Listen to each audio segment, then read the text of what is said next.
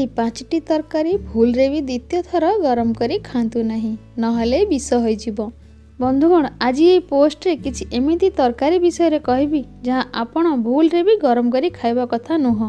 ଏହି ସବୁକୁ ଗରମ କରି ଖାଇବା ଦ୍ୱାରା ଆମ ଶରୀରରେ ବହୁତ ଖରାପ ପ୍ରଭାବ ପକାଇଥାଏ।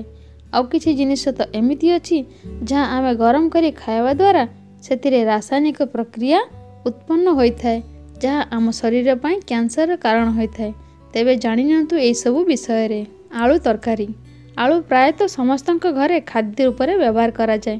ଯଦି ଆଳୁ ତରକାରୀ ଅଧିକ ସମୟ ପର୍ଯ୍ୟନ୍ତ ରଖିଦିଆଯାଏ ତେବେ ଏହା ସମସ୍ତ ପୋଷକ ତତ୍ତ୍ୱ ନଷ୍ଟ ହୋଇଯାଏ ଏବଂ ଏହାକୁ ଦ୍ୱିତୀୟ ଥର ଗରମ କରି ଖାଇବା ଦ୍ୱାରା ଆମ ପାଚନ କ୍ରିୟା ଉପରେ ପ୍ରଭାବ ପକାଇଥାଏ, ଯାହା କାରଣରୁ ଆମ ଶରୀର ମଧ୍ୟରେ ଗ୍ୟାସ୍ ଓ ଏସିଡିଟି ଭଳି ସମସ୍ୟା ଉତ୍ପନ୍ନ ହୋଇଥାଏ।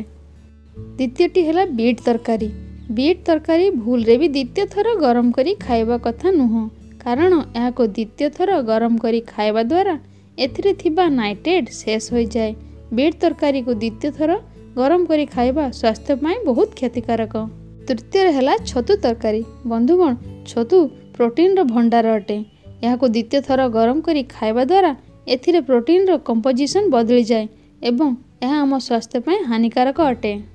ଚତୁର୍ଥଟି ହେଲା ଚିକେନ୍। ଚିକେନ୍କୁ ଭୁଲରେ ବି ଦ୍ୱିତୀୟ ଥର ଗରମ କରି ଖାଇବା କଥା ନୁହଁ, କାରଣ ଦ୍ୱିତୀୟ ଥର ଏହାକୁ ଗରମ କରି ଖାଇବା ଦ୍ୱାରା ଏହାର ସମସ୍ତ ପ୍ରୋଟିନ୍ ନଷ୍ଟ ହୋଇଯାଏ ଏବଂ ଏହା ଆମ ଶରୀର ପାଇଁ ହାନିକାରକ ଅଟେ।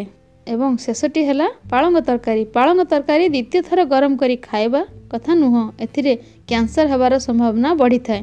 ଏଥିରେ ଥିବା ନାଇଟ୍ରେଟ୍ ଦ୍ୱିତୀୟ ଥର ଗରମ କରିବା ଦ୍ୱାରା ଏମିତି କିଛି ତତ୍ତ୍ୱରେ ବଦଳିଯାଏ ଯାହା କ୍ୟାନ୍ସରର କାରଣ ହୋଇଥାଏ।